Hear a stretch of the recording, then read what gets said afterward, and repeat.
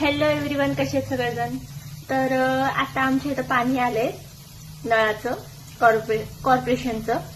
तर आता तुम्हाला दाखवते तो पाणी किती शुद्ध आहे. तर एक मिनिट, हे बघा किती कचरा त्या पाणीमध्ये आहे.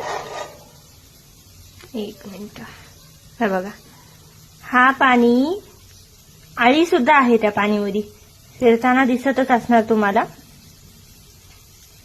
बघा आळ्या.